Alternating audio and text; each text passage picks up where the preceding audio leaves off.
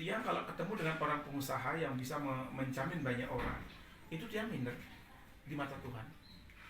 Kau berikan dia anugerah sampai bisa menjamin orang, sedangkan aku tak mampu menjamin seperti yang kau berikan. Aku hanya bisa menolong orang. Ketika dia kelaparan, aku tak mampu menolongnya.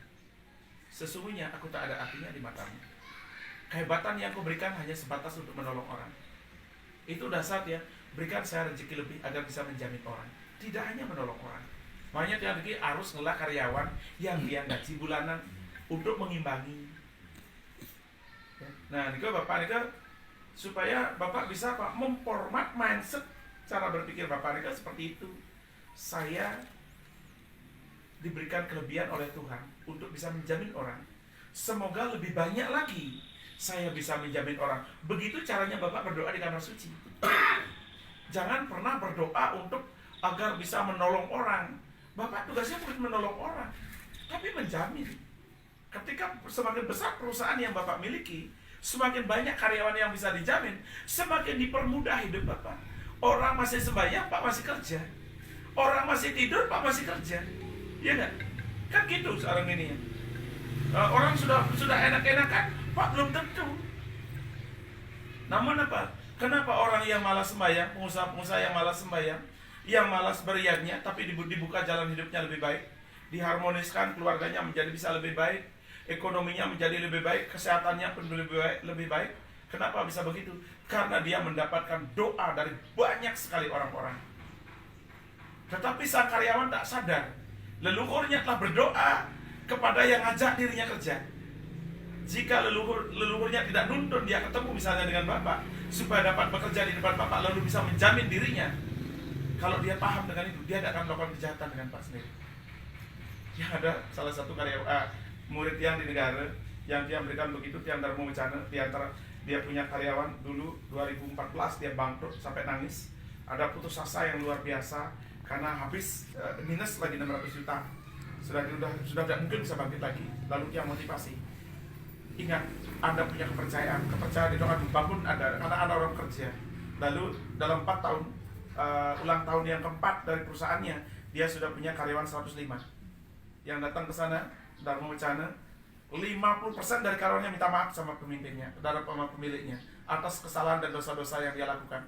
Telah menipu di sana, telah memeras di sana, telah mencuri di sana. Dia minta maaf. Dia bilang, Anda datang ke sini dituntut oleh leluhur Anda. Leluhur Anda menangis Anda mencuri di sini. Jika kelak Anda dikeluarkan dari tempat ini, yang menangis itu leluhur Anda. Karena leluhur Anda minta persembahan Anda di merajannya. Anda dapat gaji, lalu Anda untuk beriatnya ke merajan. Leluhur Anda menerima persembahan Anda. Anda dapat gaji, bisa menjamin anak dan istri Anda. Lalu Anda makan. Lantas di tempat Anda mencari makan, Anda melakukan kejahatan. Betapa sedih leluhur Anda. Coba lihat berapa orang yang hancur karena dia menghina tempat kerjanya. Akhirnya dia tidak bisa diterima kerja di mana-mana. Walaupun dia diterima puluhan juta dia dapat gaji, tapi tidak bisa hidup nyaman hidupnya. Karena apa? Di tempat dia makan itu yang dia kencingin. Akhirnya nangis, banyak karyawannya nangis. Ada 2 karyawannya sampai mundur, dia keluarkan diri. Ya. Setelah itu dia minta betul-betul dia minta mundur dengan hormat yang minta. Sudah itu dia melakukan penataan ulang lagi manajemen perusahaannya. Mungkin karyawannya sudah 150. Baru kemarin nih, tahun lalu yang terpecah.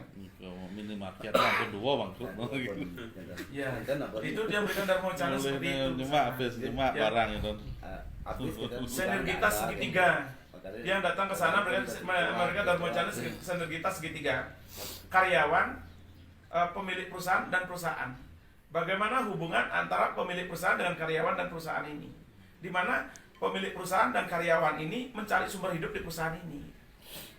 Lalu siapa sih faktor X yang menyebabkan sang pemilik perusahaan dengan karyawan ini berjodoh sampai dia bisa diterima kerja, lalu bisa menjamin anak istri dan bisa beriatnya, bisa bermasyarakat? Faktor X nih yang dia ungkap. Ini baru ketakutan ada. Dan si pemilik perusahaan melesat dalam setahun nambah karyawan 45. Makin sudah 150 karyawan. Ya, ini kebetulan orangnya juga masih muda, pengusahanya. Ya mungkin sebaya dengan Pak sendiri. Dulu dia kerja ke luar negeri ya. Mungkin setelah dia kerja berhenti di luar negeri, mungkin sudah full di Bali. Nika yang tiang sampaikan bahwa Bapak Nika kalau ingin menjadi pengusaha lewat seperti mengikuti jalur tiang, yang pertama yang harus dirubah Bapak mindsetnya dulu. Agar apa? Karena Bapak Niki tergerus spiritual, Pak. Ngwarisin dalam pet nih. Kan dilepas tidak berani kan? Baru dilepas mau dihukum gitu. Berarti Pak di manajemen. Bagaimana memanage dalam ped ini, taksu ini supaya tidak menggiring Pak, menggerus Pak ke alam spiritual itu, tetapi memanfaatkan fungsional taksu ini sebagai benteng perusahaan, benteng Pak sendiri, benteng keluarga, agar perusahaan jaya lalu bisa menjamin orang. Itu baru benar. Ya, itu diawali dari mindset Pak, seperti HP Pak. Ya. Kalau HP Android isinya sudah komplit Pak. Dan sesungguhnya otak kita sudah Android Pak. Sekarang kalau kita hanya sudah Android tapi WA-nya tidak ngerti, Messenger-nya tidak ngerti, cuma ngerti telepon sama SMS saja, ya katrok aja pakai. Kan itu ya. Maka ketika otak kita Android, maka Android lah sempurnalah kita memanfaatkan. Konsep perketuhanan itu begitu Pak. Kalau dia ibarat Tuhan itu Android dia. Kalau sudah Android, jangan dikatrokkan Tuhan itu. Oh, dalam pet hanya bisa ngobatin, mengiring dalam pet untuk mengobati. Akhirnya orang-orang yang sudah Android otaknya ikut jadi dukun, ikut jadi mangku. Nah kemarin di perusahaan itu katanya baru tunasang nagih dari mangku kan itu. Kecatnya dari mangku. Kalau Anda jadi mangku, saya bilang Anda bodoh di depan murid-murid, di depan karyawannya dia begitu. Yang dari wacana. Kalau sampai Anda mau jadi mangku sesuai petunjuk dukun itu, Anda bodoh jadi orang. Dia berani ngomong begitu sama dia. Kalau dirutnya di depan, sampai untuk ini dirutnya, karyawannya. Karena orang dirutnya kan, murid tiang ya. Yang biasa ngomong begitu. Karena apa? Saya ingin Anda menjadi pengusaha yang hebat. Bukan menjadi mangku.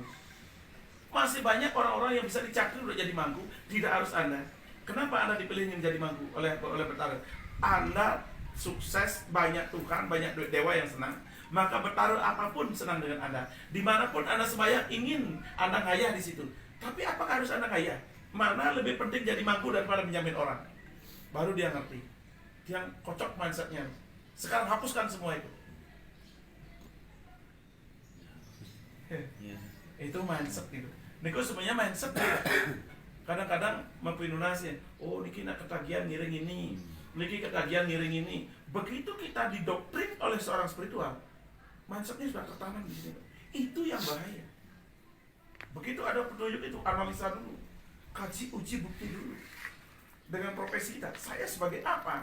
Kalau misalnya tengah gaya dan jadi pengangguran gitu, lalu kecatri jadi mangku, ya sekalian.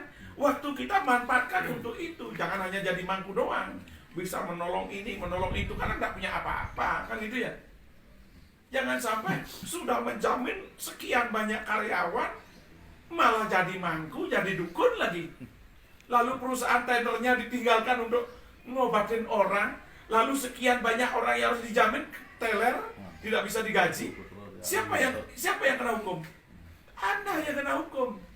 Ketika gaji Anda tunda, tidak bisa membayar gaji karena perusahaan bangkrut, lalu Anda tolong orang purung, yang purung itu Anda. Yang kena hukum itu Anda.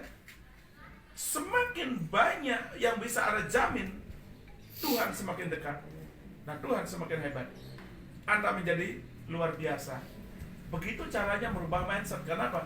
Tuhan menciptakan dua ilmu. Ilmu akademik, ilmu spiritual. Ketika ingin menggabung ini, lihat dulu basicnya. Ketika Pak misalnya ingin menggabung spiritual dengan akademisnya, basic Pak dulu. Karena basicnya akademis, maka akademis yang spiritualis. Kalau tiang, karena dia orang spiritual, maka spiritual yang akademis. Ya, itu apa, memformat diri. Yang ampuro ya, dalam pet guru gaya tiang, penuntun tiang. Tiang berharap walaupun Pak garis keturunan dari beliau, dari leluhur ngiring beliau, Pak sudah diberikan mukjizat lebih. Satu, jabatan. Yang kedua, harta. Walaupun banyak kekacauan. Kalau kekacauan itu terjadi tentu banyak kesalahan yang telah Bapak alami selama ini sehingga terjadi kekacauan. Tetapi bersama pembenahan mindset, cara berpikir Bapak, kemudian motivasi diri, mempelajari tentang kelebihan yang ada sampai bisa seperti itu kan bisa berubah semua. Lalu konsep energinya sebentar dia lampu internal itu kan menata, itu ditata dalam spiritualnya, nanti akan semoga setelah ini lebih natural jadinya tubuh Bapak, mengarah kepada apa? Tiang berharap Pak benar-benar terjun ke ke dunia bisnis itu dengan landasan akademisnya. Ketika nanti Pak sudah berhenti dengan jabatan Pak sendiri, Pak betul-betul sudah terbentuk mindset yang baik dan benar untuk menjadi seorang pengusaha. Karena Pak orang Bali, kalau bukan orang Bali dia enggak. Tapi kalau orang Bali dia betul-betul fokus, dia ingin apa? Jadikan Bali ini milik orang Bali. Ketika ada orang-orang yang diberikan kelebihan oleh Tuhan, diberikan kecerdasan oleh Tuhan, diberikan harta lebih baik, diberikan kedudukan yang lebih baik dari orang, maka jadilah orang Bali yang menguasai Bali. Kalau dia berkembang di luar, Tiang bantu. Ya, kalau menurut Tiang, karena Pak sudah balance namanya, biarkan ibu ditata saja, ditata konsep spiritualnya, agar apa? Doanya tajam. Ya betul-betul seperti pegang saklar Pak. Bagaimana mendoakan sang suami supaya betul-betul bisa aman, nyaman, tenang di dalam suatu tugas. Bagaimana mendoakan suami supaya betul-betul dapat mujizat. Karena apa yang didapatkan suami ya untuk kembali kepada dirinya sendiri. Itu baru benar. Itu yang diformat nantinya. Semoga bisa menjadi lebih baik. Yang diawali dengan apa yang dia bilang tadi, merubah mindset dulu, karena merubah mindset ini sulit ya. Biasanya terikat oleh tapi ada doktrin banyak bisikan-bisikan di luar mempengaruhi kita.